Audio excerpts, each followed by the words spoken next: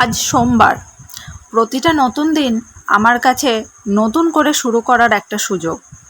তাই আজ ঘুম থেকে উঠেই প্রথমে ঘরদোরটা একটু গুছিয়ে নেওয়ার কাজে লেগে পড়লাম। সবার আগে ঝাড়ু হাতে নিয়ে পুরো ঘরটা পরিষ্কার করে নিলাম। তারপর সুন্দর করে পুছে নিলাম, যাতে চারপাশটা পরিষ্কার পরিচ্ছন্ন আর সুন্দর লাগে। আমার কাছে ঘর পরিষ্কার করা শুধু একটা কাজ নয়, এর সঙ্গে যেন মনের একটা সম্পর্ক আছে। ঘরটা যখন পরিষ্কার পরিচ্ছন্ন হয়ে যায়, তখন মনটাও কেমন যেন হালকা হয়ে যায়। ঘরের সব কিছু গুছিয়ে নেওয়ার পর এবার গেলাম স্নান করতে। স্নান করে পরিষ্কার হয়ে প্রথমেই এসে ঠাকুরের জায়গাটা যতটা সম্ভব সুন্দর করে পরিষ্কার করে নিলাম।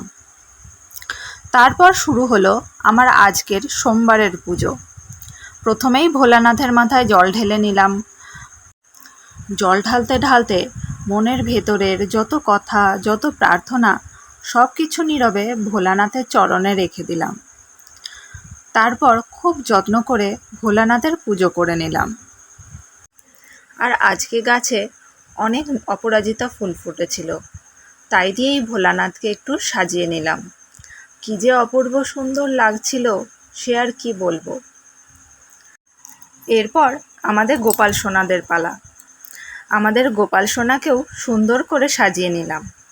আমি জানি আমি হয়তো সব কিছু নিখুঁতভাবে করতে পারি না, আর আমার সামর্থ্যও বেশি নয়, কিন্তু নিজের যতটুকু সামর্থ্য, যতটুকু ভালোবাসা আছে, সেইটুকু দিয়েই আমার মতো করে গোপালের সেবা করার চেষ্টা করি। কারণ ভগবানের কাছে হয়তো বড় কিছু দেওয়ার চেয়ে মনের ভক্তি আর ভালোবাসাটাই সবচেয়ে বড়। গোপালকে সুন্দর করে সাজিয়ে যতটা পারি নিজের হাতে সেবা করে নিলাম। এই ছোট্ট সংসারে, এই ছোট্ট ঠাকুরের জায়গাতে আমার যেন অনেকটা ভালোবাসা আর শান্তি লুকিয়ে আছে। সবশেষে ধূপ জ্বালিয়ে দিলাম।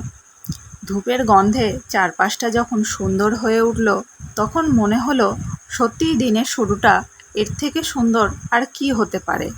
বেশ কিছুক্ষণ চুপচাপ ভগবানের সামনেই বসে প্রার্থনা করলাম। জীবনে যা আছে তার জন্য কৃতজ্ঞতা জানালাম, আর যা নেই সেগুলোর জন্য ভগবানের কাছে শুধু একটু শক্তি আর শান্তি চাইলাম। আমার কাছে পূজা মানে শুধু নিয়ম মেনে কিছু করা নয়। পুজো মানে মনের কথা ভগবানের কাছে বলা। পুজো মানে নিজের ভিতরটাকে একটু শান্ত করা।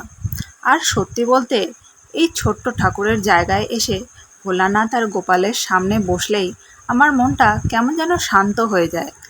বাইরের পৃথিবীতে যতই ঝড় থাকুক, এই কয়েকটা মুহূর্ত যেন আমাকে আবার নতুন করে শক্তি দেয়।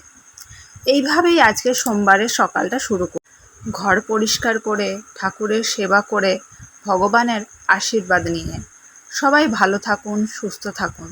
ভোলানাথ আর গোপাল সবার জীবন সুখ, শান্তি আর ভালোবাসায় ভরিয়ে দিন। হর হর মহাদেব। জয় গোপাল।